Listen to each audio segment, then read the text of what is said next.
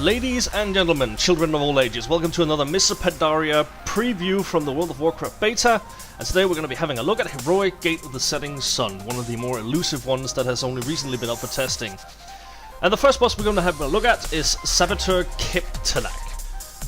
The first ability you're going to be aware of is one called Throw Explosive, where Saboteur Kiptalak will pick a random location in the room and throw a pack of staple munitions there. Now these munitions won't explode unless touched by another explosion, so this can actually get really messy later on. The second ability he has is Sabotage. He will attach 4 explosives to the back of a random player, and when Sabotage expires, the charges explode outward in 4 cardinal directions, inflicting 100k fire damage to anyone touching them. In the meantime, if these columns of fire touches any other explosives, boom, the entire room will be in flames. That's basically it. Also, Saboteur Kiptalak have another ability called World in Flames, where when he reaches 70% and 30% remaining health, he detonates all explosive charges currently in play. Pretty straightforward fight in the end.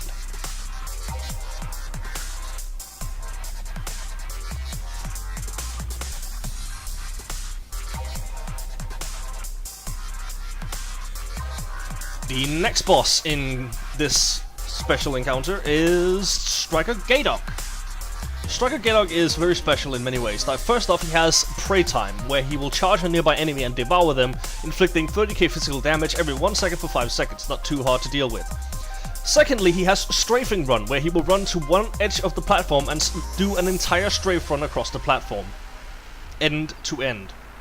He will then do it the opposite direction as he did before in a cross-like fashion. Meanwhile, while this is going on, Cryptic Disruptors and Strikers will land on the platforms. The Disruptors has an acid bomb, which will place a pool of acid on the ground that players simply have to move out of. And the Strikers are merely there just to annoy you.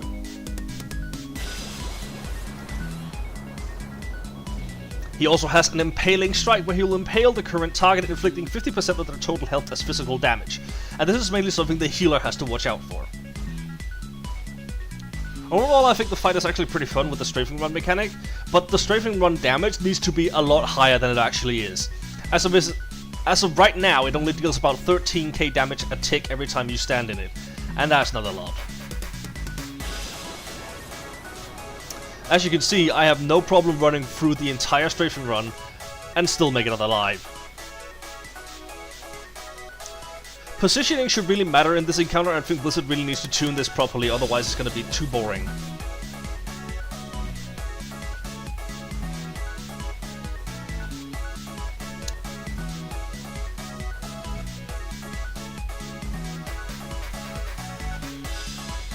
Let's move on to the third encounter, and after a short cutscene you're going to be facing Commander Remok. He will only spawn after you initiate lighting the signal fires, and the entire Gate of the Setting Sun will collapse, leaving Rygon, the last boss, free to roam inside.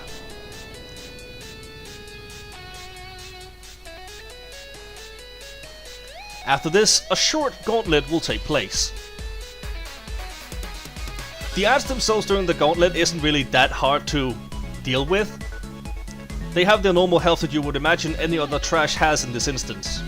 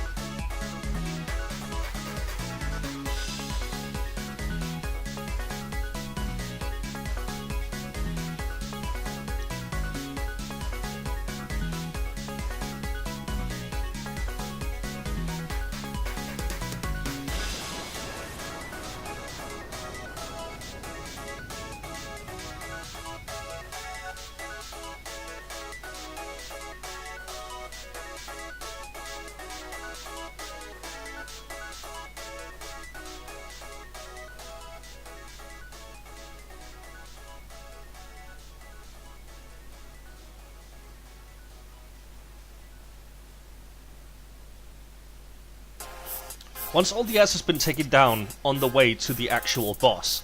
Let's have a look at the boss itself.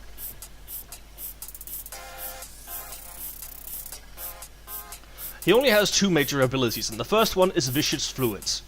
He will periodically exude a 6-yard radius area of vicious fluids at his location, and contact with this fluid increases Rimurk's damage by 10% and reduces damage dealt by players standing in it by 10% every 1 second, and this effect stacks up to 5 times. It's very important that you move him out of this because it's unnecessary damage to everyone.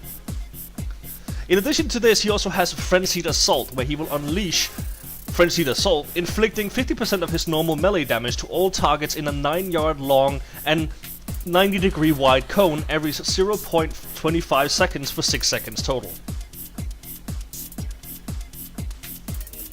During the encounter, Cryptic Swarmers and Saboteurs will eventually appear out of nowhere, and AoEing these adds down should take priority.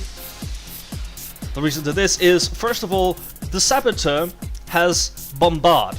He will throw a volley of bombs around itself, inflicting 30k fire damage to all enemies within 40 yards, and considering you have so little space to actually maneuver around, and you might have to take the whole gate into account here, it's extremely important that there's no bombs standing around ready to knock you out. The Swarmers are just there to annoy you. Now let's have a look at the last boss, Rygon. This is actually really complicated. Now, first off, you'll notice here I'm using the cannons on either side of the kind of gate he's trying to bash down to actually jump on top of his head, and this was after 5 minutes of this encounter going on. We had no idea what to do because nothing was really explained. Here's what you need to know.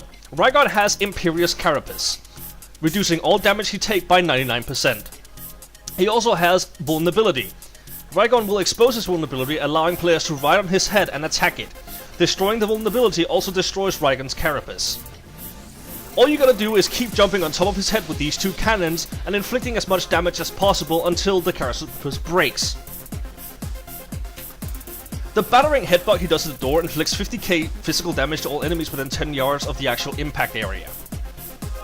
Now once the Carapace is down, he will take 300% increased damage, but he also has two extra mechanics, and the first one is Fixate.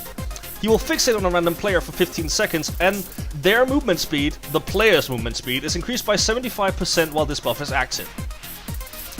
The damage Rygon actually deals is really high, and the reason for this is every time he stumps, he will inflict 35k physical damage to all nearby enemies, and each time he does this, he gains an application of Frenzy.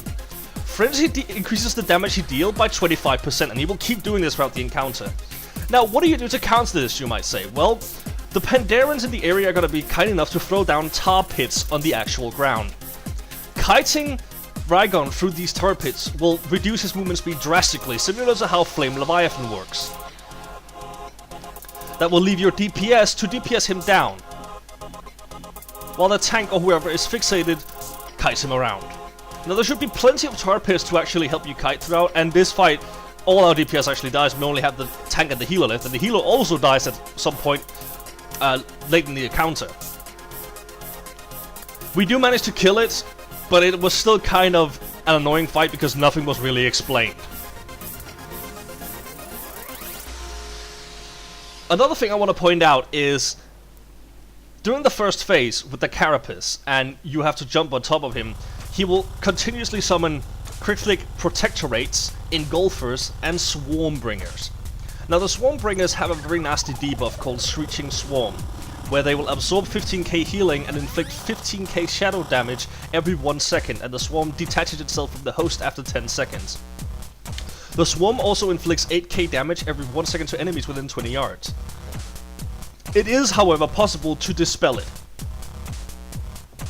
The Engulfers casts Engulfing Winds, which is these small tornadoes you see. They will inflict 15k nature damage to enemies within 3 yards and an additional 20k nature damage every 1 second. We also has the Protectorates, and the Protectorates has a debuff that you might need to watch out for if you're a tank. The Cryptic Protectorate is reduced to 20% health. When it does that, it casts Hive Mind, increasing the attack speed of all nearby other Protectorates by 50%. It's extremely important that your DPS focus these down before the boss actually becomes active, because once the boss is active, all the ads stop spawning. Overall, this fight is actually really interesting. It was just annoying to see how it wasn't explained at all what to do, and we were actually running around killing the ads over and over again for like 5 minutes straight. Before I thought, what's these cannons? Oh, they take me on top of his head.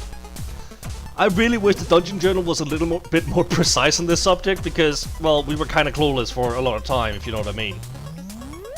Anyways, guys, this has been it for me. I'm gonna leave the rest of the fight in here so you can actually see how it's killed, and, you know, probably learn from our mistakes.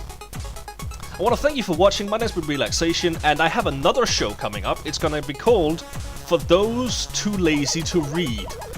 It's basically going to be me reading out Blue Post interviews and so forth with Blizzard developers, Blizzard Interactives, anyone who has anything to do with Blizzard that is relevant to Mr. Pandaria, such as how the first episode is actually going to be how the raid contest is going to work, which and the explanation behind Mogu Shenvol's the first raid is going to be available in Mr. Pandaria. So I definitely recommend you stay around for that, or if you just are too lazy to read and you would have to have someone telling you what's happening in the background. I know a lot of people prefer podcasts instead of actually reading, so that's what I'm going to be doing.